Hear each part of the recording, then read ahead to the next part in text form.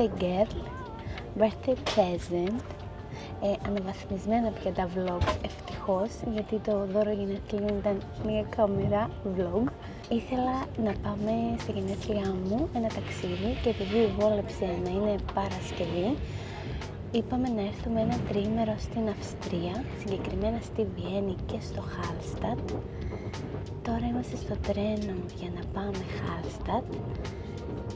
Είναι από τη Βιέννη 5 ώρες με το τρένο. Ξυπνήσαμε πάρα πολύ νωρίς για να γίνει αυτό, αλλά νομίζω ότι αξίζει την ταλαιπωρία γιατί είναι πάρα πολύ όμορφο μέρος. Συνήθως η μονοήμερη γίνεται από το Σάλτσμπουργκ, αλλά είπαμε να το τολμήσουμε γιατί ήθελα να περάσω τα γενέθλιά μου εκεί. Είναι από τα πιο μαγικά μέρη στην Αυστρία από ό,τι έχουμε δει, οπότε θέλουμε να το δούμε και με τα μάτια μας. Η διαδρομή είναι μαγική, δεν υπάρχει, είναι φύση, είναι και 1η Νοεμβρίου, οπότε βλέπεις και πορτοκαλί, δέντρα, κίτρινα, πράσινα, όλα μαζί, είναι πανέμορφα και ανυπομονώ να φτάσουμε επιτέλους.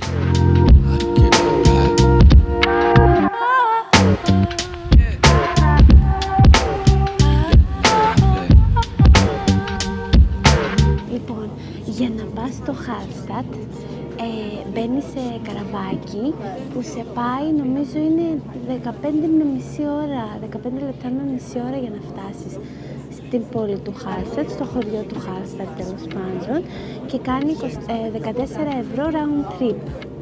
Σωστά. 7 το άτομο. Ναι.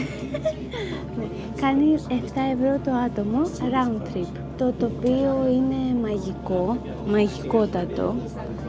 Δεν υπάρχει. Δεν έχω ξαναδεί κάτι αντίστοιχο.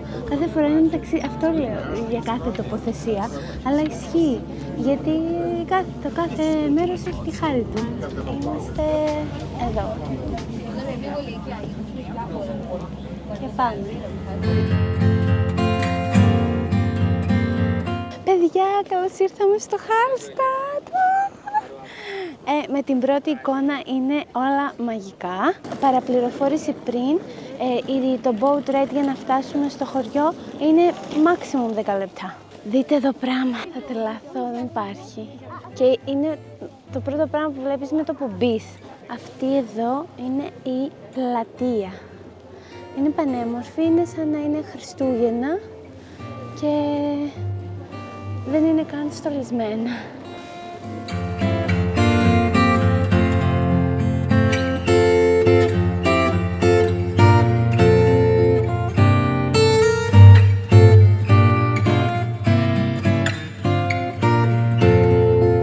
Πήραμε από ένα bakery εδώ ένα τέτοιο που είναι σφολιατάκι.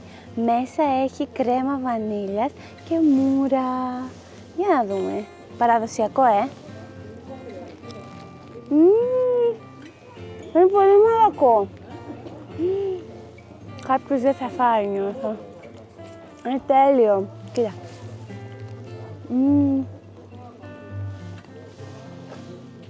Νομίζω αυτά τα γλυκά είναι του ονείρου.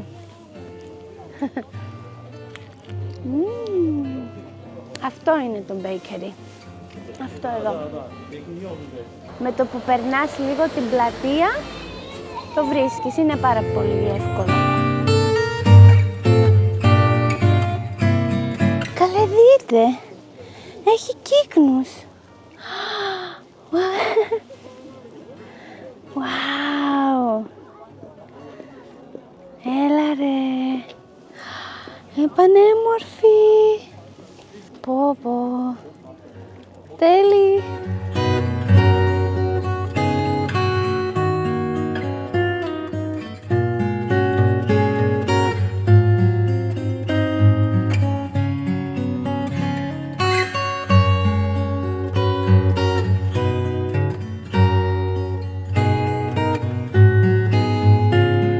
Περπατάμε δίπλα από τη λίμνη του Χάλστατ. Έχει θέα και το βουνό και τη λίμνη και έχει και κύκνους. Είναι πολύ όμορφα, είναι μαγικά.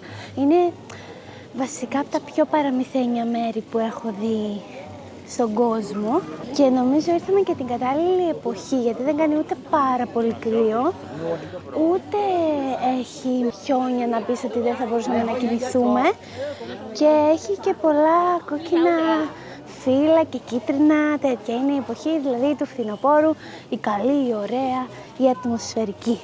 Τώρα πάμε για καφέ σε ένα καφέ, σε μια καφετέρια που έχει και θέα και έχει και ωραία πραγματάκια να δοκιμάσουμε, να ξαποστάσουμε από το περπάτημα.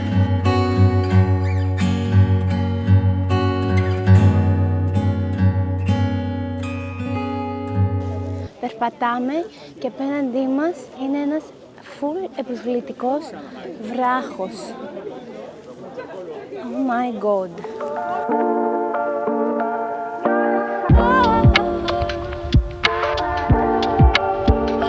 Ήρθαμε στο καφέ που έχει δίπλα τη λίμνη.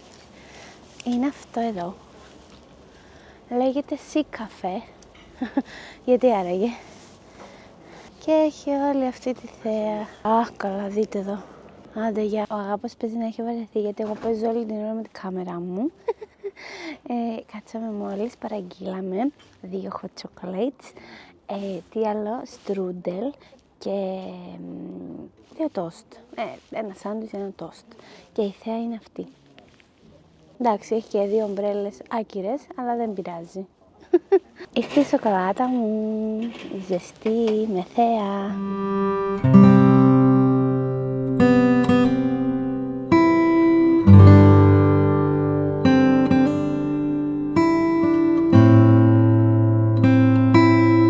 Φύγαμε από το καφέ και τώρα πάμε να πάρουμε το τελεφερίκ για να πάμε πάνω που είναι το skywalk που έχει πανοραμική θέα όλου του χωριού και της λίμνης, οπότε φαντάζομαι ότι θα είναι πανέμορφο.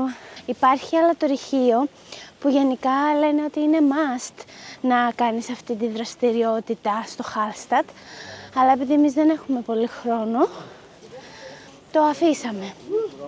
Αλλά γενικά, αν έρθετε, προτείνεται ανεπιφύλακτα από όλους τους άλλους που το έχουν κάνει. Είναι πολύ fun, λένε γενικά. Επίσης, το Χάλστατ ενδείκνυται για 1 με 2 βράδια διαμονή. Μετά δεν έχει κάτι. Ναι, γενικά λένε 1 με 2, αλλά εμείς από όσα είδαμε 1 είναι αρκετό, γιατί δεν έχει πάρα πολλά πράγματα να κάνεις. Οπότε το χορταίνεις full. Και τώρα πάμε να ανέβουμε. Λοιπόν, να σας ενημερώσουμε ότι υπάρχει πακέτο για το αλατορυχείο και για το skywalk με 40 ευρώ. 40 δεν ήτανε? Ναι. Και αν θες να πας μόνο πάνω κάτω για το skywalk είναι 22 ευρώ το άτομο. Σήμερα ήταν sold out, ευτυχώς προλάβαμε. Πάμε να μπούμε στο τελεφερίκ.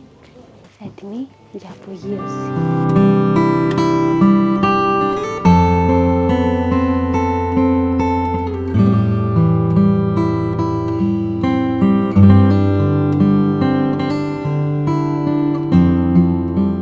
Το που κατεβαίνεις από το τελεφερίκ είναι αυτή η μαγική θέα. Βλέπετε που βρισκόμαστε, δεν μπορώ να περιγράψω. Μία εικόνα, 1000 λέξεις και αυτή νομίζω είναι παραπάνω. Δηλαδή, αν είναι έτσι η θέα από το απλά που κατεβαίνεις από το τελεφερίκ, φανταζόμαι στο skywalk τι γίνεται. Δηλαδή, πραγματικά δεν μπορώ να σκεφτώ τι άλλο θα δω. Ανεβαίνουμε. Πάμε. Σκαλάκια.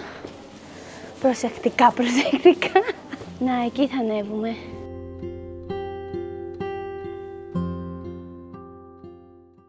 Wow!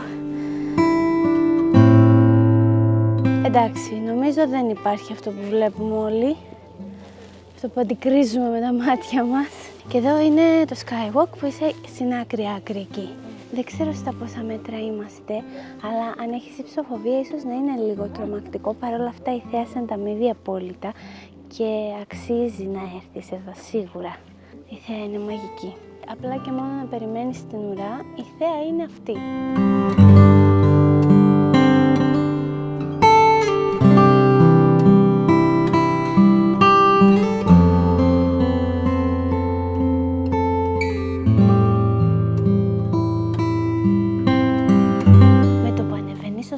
Boardwalk έχει ακριβώς εκεί, στο σημείο, ένα εστιατόριο. Λέγεται Rudolf's Turm, Hallstatt. Και κάτσαμε για φαγητό. Το είχαμε δει και από πριν ότι είναι καλό, οπότε γι' αυτό κάτσαμε. Παραγγείλαμε σουπίτσες και κάτι ακόμα. Και έχουμε την τέλεια θέα για να φάμε τη σούπα μας. Αυτή είναι εδώ. Σούπα και θέα. Καλή μας όρεξη. Πήραμε και γκούλα σαν μαγειρευτό και πατατούλες τις κλασικές της πόμες, το είπες. Γενικά πάντως εδώ είναι πολύ νόστιμα όλα, πολύ καλά.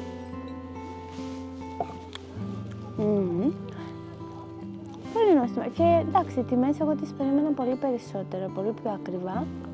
Αλλά εντάξει, νορμάλ τουριστικά, Ναι, τίμια.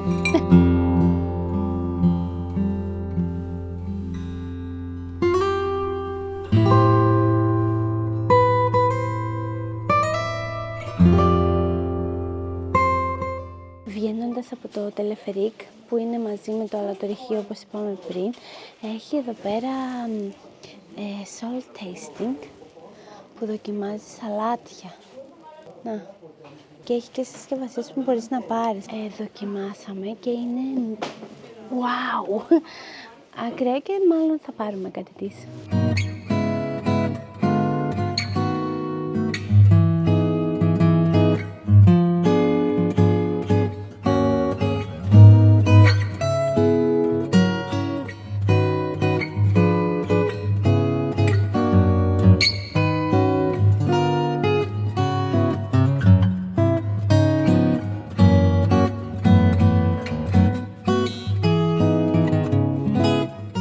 Εδώ συνεχίζουμε τις βόλτες στο Hallstatt.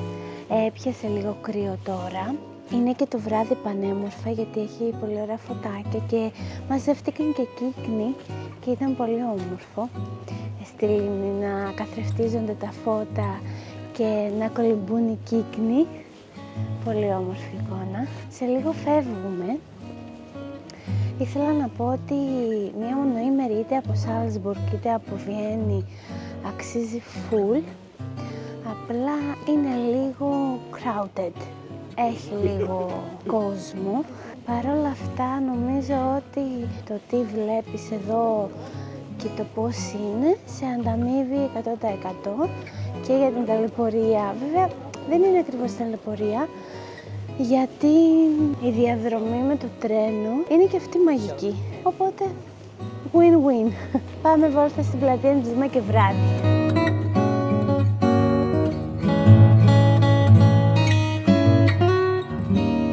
Πάμε να κάτσουμε να πιούμε την τελευταία μας ζεστή σοκολάτα μέχρι να πάρουμε το φέρι, μέχρι να έρθει το πλοιαράκι που θα μας πάει απέναντι για να πάρουμε το τρένο μας. Το τελευταίο πλοίο είναι στις 6 και 4.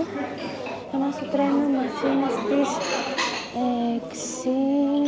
6 και 32, οπότε προλαβαίνουμε. Ήρθαμε σε αυτό το καφέ. Όμορφο είναι και πολύ ζεστό. Γιατί τώρα έπιασε λίγο κρύο, η αλήθεια είναι ρε παιδιά έξω.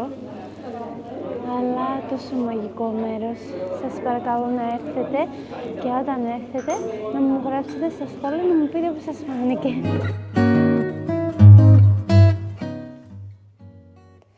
Έχει πάει 12 και 10, πέρασε η μέρα των γενεθλίων μου. Είμαστε από τις 6 το πρωί ξύπνοι με 4 ώρες ύπνο, σύνολο 18 ώρες έξω. Μπράβο μας. Οπότε κλείνω, πάμε για ύπνο, για ξεκούραση, γιατί αύριο μας περιμένει η Βιέννη.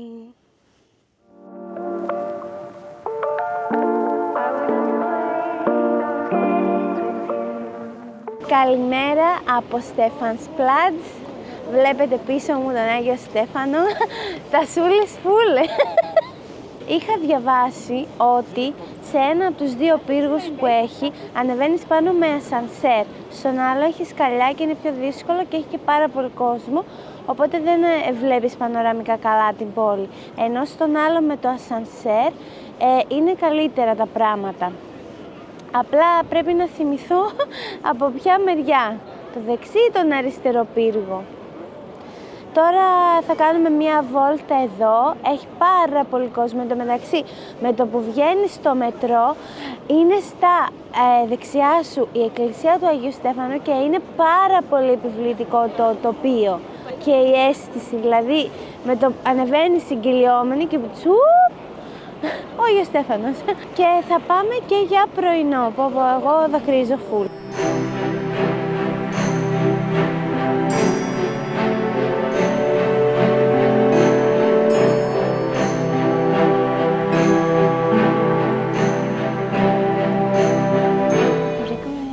Περπατούσαμε τη Στέφανς Πλαζή, ένα πάρα πολύ όμορφο μικρό καφέ και ήρθαμε να πάρουμε πρωινό, hot chocolate, καπουτσίνο εννοείται.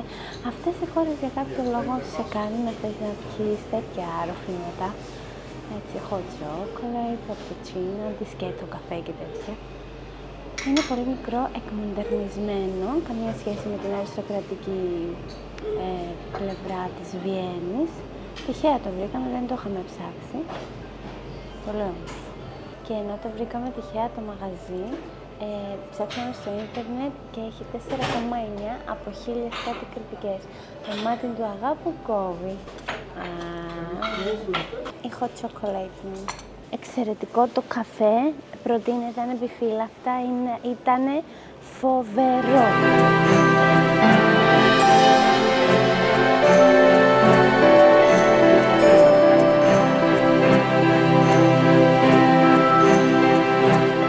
Σε αυτό το δρόμο εδώ στολίζουν για τα Χριστούγεννα. Σε 10 μέρες ξεκινάνε οι χριστουγεννιάτικες αγορές. Δυστυχώς για λίγο δεν τις προλαβαίνουμε, αλλά δεν πειράζει. Και επειδή είναι ήδη κάπως στολισμένα, δεν ξέρω αν το βράδυ θα είναι όντως φωτισμένα χριστουγεννιάτικα. Θα το δούμε μετά. Αλλά γενικά το vibe είναι πάρα πολύ αριστοκρατικό, πάρα πολύ ωραίο έτσι.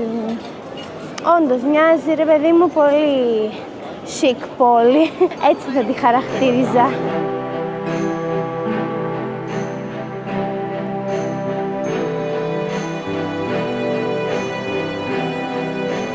Οδεύουμε προς τη στήλη της Πανόλης, που διαβάσαμε ότι έχει στηθεί με εντολή του αυτοκράτορα Λεοπόλδου του Πρώτου. Λόγω της Πανόλης που υπήρχε τότε, είχαν χαθεί 76.000 κάτοικοι και για το μνήμη τους στήθηκε αυτό το μνημείο. Και το fun fact δεν είναι, αλλά είναι ένα ενδιαφέρον στοιχείο ότι εν μέσω της πανδημίας οι κάτοικοι εδώ το βρίσκανε σαν ελπίδα και ερχόντουσαν να προσευχηθούν στη στήλη της Πανόλης για να περάσει η πανδημία και να τους δώσει ελπίδα για αυτή την όλη κατάσταση που περνούσαν. Εμένα λίγο σηκωστήκε η τρίχα μου, τσουτσούριασα. Η στήλη της Πανόλης, κυρίες και κύριοι.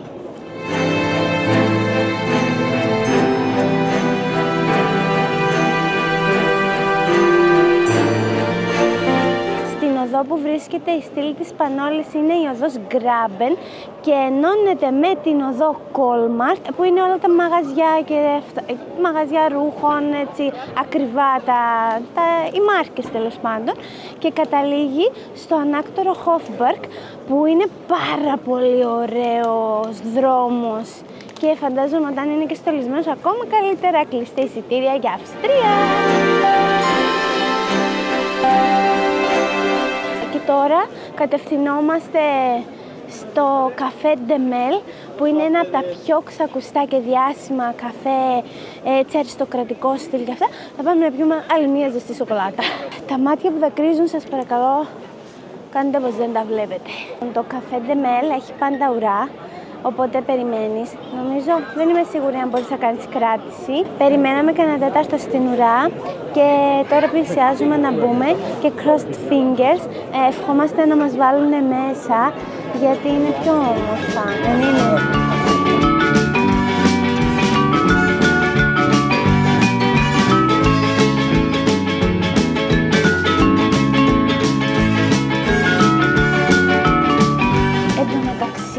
Μυρίζει βουτυρογλυκύλα, που εγώ δεν μυρίζω και εύκολα, αλλά μυρίζει πάρα πολύ ωραία.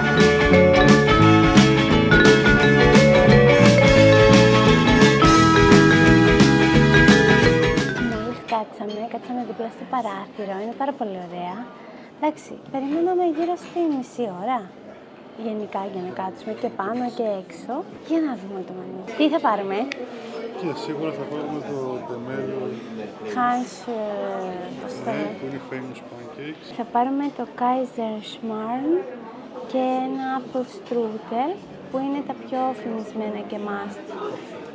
Apfel, ναι, αλλά είναι apple. Είναι Apfel στην Αυστρία, το apple. Αυτά τα δύο και σοκολάτα. Και σοκολάτα.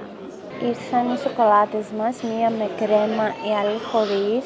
Αργήσαν αρκετά, η αλήθεια είναι, μπορείς να πιείς. Και σε λίγο θα μας φέρει και τα γλυκά μας. Κρέμα είναι άγιαυστη. Σαν τη γη. Νομίζω ότι θα ήταν λίγο γλυκιά. Μας φέρανε το Apfel Strudel με την κρέμα του. Για βάλε να δούμε. Εγώ νομίζω ότι θα ήταν μέσα η κρέμα. Δεν με τρελάνε η σοκολάτα εμένα πάντως. Εσένα? Ήρθε και το Kaiser Schmarrn, νομίζω έτσι λέγεται. Ναι, Kaiser Schmarrn. Κάτι τέτοιο. Είναι φρέσκο, λέει, γι' αυτό άργησε. Άντε, ας την πιστέψουμε. Φεύγουμε από το καφέ. Δεν τρελαθήκαμε. Θεωρούμε ότι είναι αρκετά τουριστικό και ακριβό. Γιατί, ας πούμε, συγκριτικά με το πρωινό που πήγαμε, ήταν πάρα πολύ μικρό, ήταν μακράν καλύτερα όλα. Τώρα αυτό πουλάει την ιστορία του ως καφέ, οπότε γι' αυτό το λόγο γίνεται όλο το πανηγύρι, θα πω. Δεν ξέρω αν αξίζει, να σας πω την αλήθεια, γιατί είναι και αρκετά ακριβό. Καλή ποιότητα, αλλά όχι κάτι να τρελαθείς και να πεις «Αμά, Παναγία μου, έπρεπε οπωσδήποτε». Συν το ότι είναι αρκετά αργή η εξυπηρέτηση, οπότε ναι, αποφασίζετε εσείς.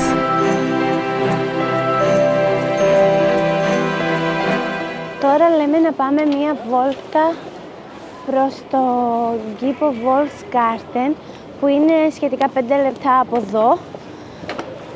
Πάμε να δούμε. Άρχισε βέβαια και να ψιχαλίζει λίγο.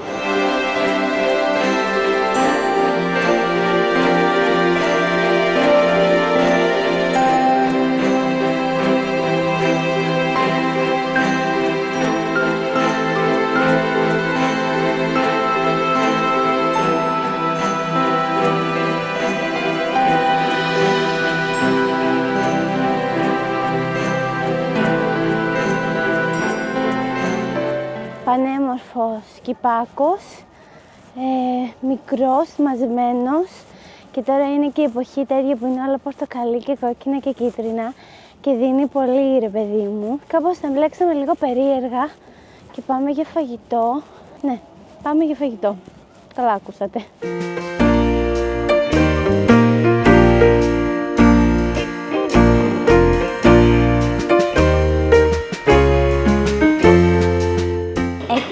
Για φαγητό στο Fig Müller, δεν ξέρω αν το λέω καλά, είναι το πιο φημισμένο μαγαζί για σνίτσελ στην Βιέννη. Thank you.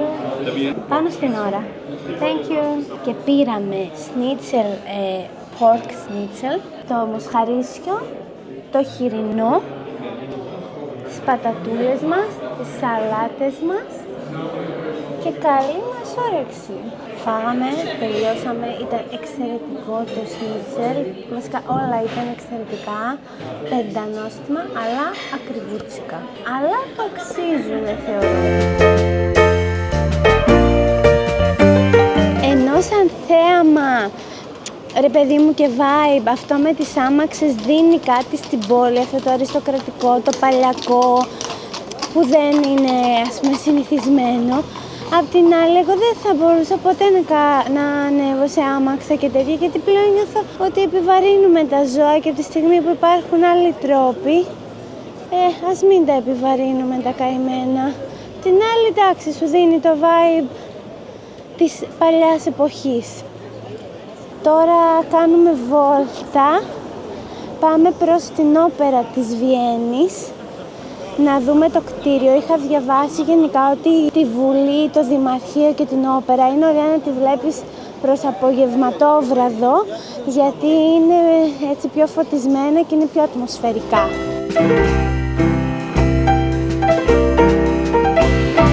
Διαβάσαμε ότι οι γλώσσες που παίζουν στην Αυστρία είναι κυρίως τα γερμανικά, τα αλεμανικά και τα βαβαρικά.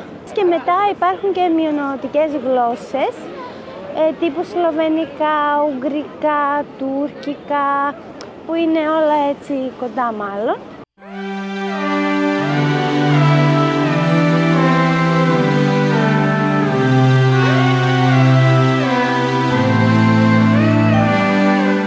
Μπήκαμε στην εκκλησία του Αγίου Στεφάνου μέσα και είναι μαγικά, είναι πάρα πολύ ωραία εκκλησία.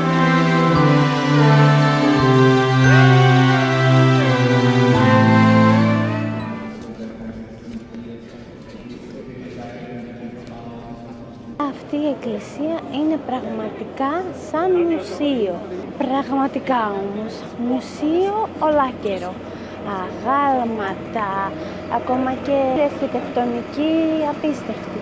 Λοιπόν, θα γίνει μια συναυλία σήμερα στις 8.30 μέσα στον καθεδρικό ναό του Αγίου Στεφάνου και βρήκαμε τα τελευταία εισιτήρια των 20 ευρώ, χωρίς να μπορούμε να βλέπουμε, αλλά η ακουστική θα είναι τέλεια. Και τώρα ψάχνουμε να δούμε την είσοδο για να ξέρουμε ακριβώς πού θα μπούμε μετά. Έχει Μότσαρτ. Εγώ τρελαίνομαι για τέτοια. Μ' αρέσει πάρα πολύ Μότσαρτ, Μπετχόβεν.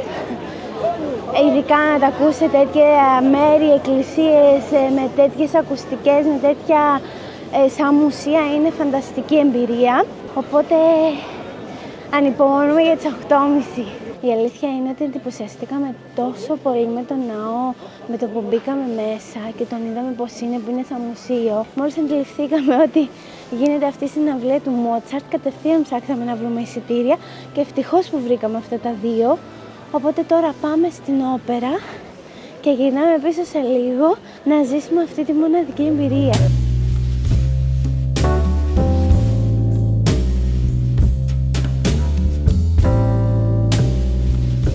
Έχω να πω πως νιώθω ότι η Βιέννη τα Χριστούγεννα στολισμένη θα είναι μαγική. Μήπως να έρθω και τέλος του Νιόβρη.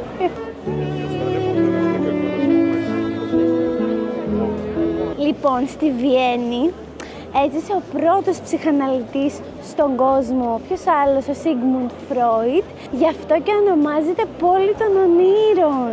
Και όντως μοιάζει ονειρική πόλη και μαγική. Από ό,τι κατάλαβα, το στυλ γενικά είναι μπαρόκ και μεσαιωνικό. Δηλαδή τα κτίρια, ακούς, για σένα τα λέω, τα παιδιά τα ξέρουν. Το διάβασα πριν γιατί ήθελα να καταλάβω τι στυλ είναι, γιατί είναι πάρα πολύ επιβλητικά, ρε παιδί μου, και αριστοκρατικά. Καθώς οδεύουμε προς την όπερα, βρήκαμε αυτό εδώ το πολύ ωραίο συντριβάνι και είπα να κάνω μία στάση να σας το δείξω. Αυτό εκεί είναι το Μουσείο Αλμπερτίνα, που είναι από τα μεγαλύτερα μουσεία μοντέρνας τέχνης στην Ευρώπη. Φιλοξενεί καλλιτέχνες όπως Μονέ, Πικάσο και διάφορους άλλους. Εδώ είναι ένα ξεφημισμένο καφέ, το καφέ Καφέ, που έχει και βιενέζικη πίστα και τέτοια, αλλά καλό είναι να κάνετε κράτηση. Είδατε την ουρά.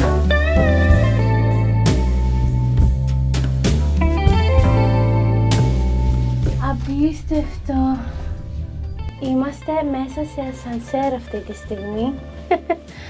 Τέλειο. Και ήρθαμε σε ένα καφέ να κάτσουμε μέχρι να πάμε στο κόνσερτ. Δείτε εδώ τώρα. Πέσουν και πιάνουν.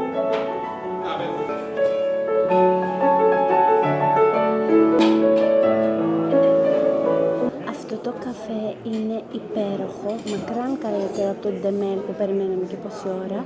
Κάτσαμε αμέσως, έχει θέα την όπερα της Βιέννης, μαγικό, και έχει και πιάνο live, που γενικά είναι πάρα πολύ στη φιλοσοφία της βιενέζικης κουλτούρας. Αυτό με το πιάνο και τα καφέ αυτά, τα αριστοκρατικά. Εντάξει, έχει πίνακες από διάφορους γνωστούς ανθρώπους τους οποίους δεν τους γνωρίζω.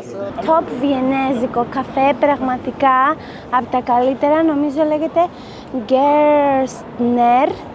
Φοβερό, παιδιά, καμία σχέση με τον Ντεμέλ που πήγαμε πριν. Η ατμόσφαιρα κυρίως σε κερδίζει πάρα πολύ, ρε παιδί μου. Εντάξει, το καφέ ήταν ok, ο καφές δηλαδή ήταν ok, αλλά η ατμόσφαιρα μαγική.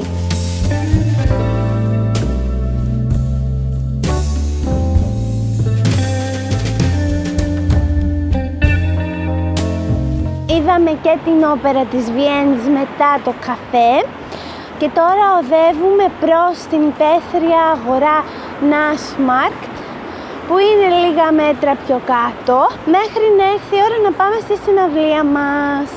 Επίσης η Βιέννη μου αρέσει και το βράδυ και το πρωί.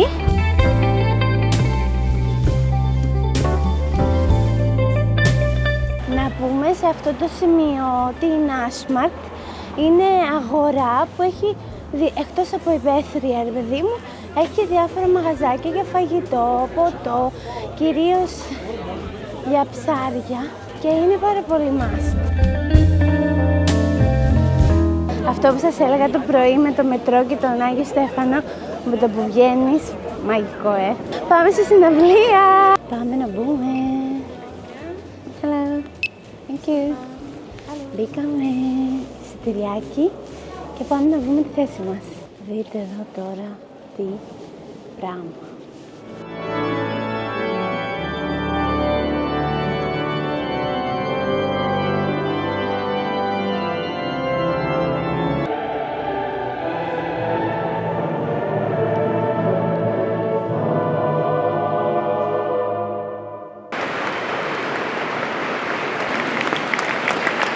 Μόλις ξυπνήσαμε και πάμε κατευθείαν στο Stad Park, γιατί δεν έχουμε πάρα πολύ χρόνο, επειδή κλείσαμε εισιτήρια για τον Belvedere στις 11 η ώρα. Τώρα είναι 9.30. Ήρθαμε στο μετρό να πάμε κατευθείαν στο πάρκο. Εκεί υπάρχει και το μνημείο του Johann Strauss.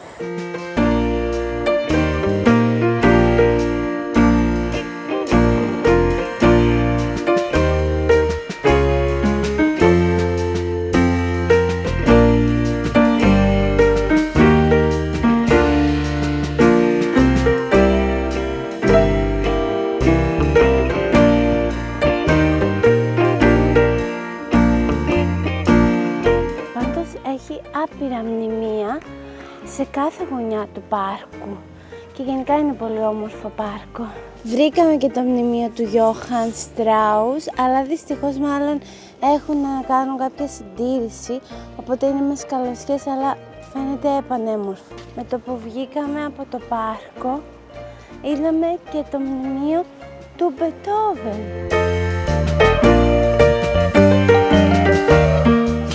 Στην περιοχή του Belvedere και για πρωινό κάτσαμε σε ένα μαγαζάκι, λέγεται Καφέ Fleury, ελπίζω να το πούμε καλά. Είναι πολύ όμορφο, έτσι παραμυθένιο θα το έλεγα, και έχει και μουσική, πολύ μικρό. Να δοκιμάσουμε να δούμε και την ποιότητα. Κρουασάν πιστάτσιο, είναι σαν ρολ, αλλά ναι, για να δούμε. Εδώ το κλασικό Apfel Strudel και πήραμε και 2 καπουτσινό. Καλούτσικο το καφέ, τίποτα τρελό, εντάξει, όλα καλά. Ήρθαμε στο Belvedere και πάμε να εξερευνήσουμε το μέρος. Φαίνεται να κάνουν κάποια συντήρηση και εδώ, γιατί είναι γεμάτο με εργοτάξιους, καλοσιές και τέτοια. Αλλά η θέα από εδώ είναι μαγική. Όπως είναι γνωστό, στο μουσείο του Μπελβεντέρε, στο Upper Belvedere, βρίσκεται ο διάσημος πίνακας του Κλιντ το Φιλί.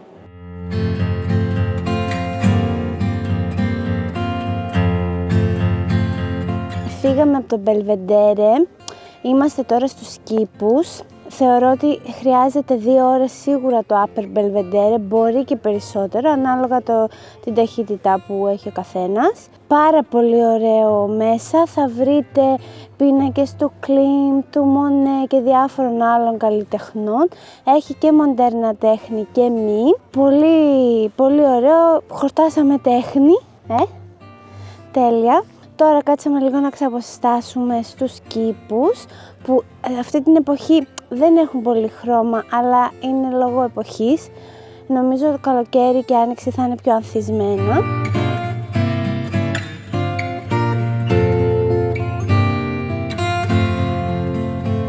Πάμε για την τελευταία μας βόλτα στη Landstraße, είναι μια περιοχή της Βιέννης και επιλέξαμε να το κάνουμε έτσι γιατί ενώνεται και με γραμμή για το αεροδρόμιο κατευθείαν. Ναι, γιατί σήμερα φεύγουμε.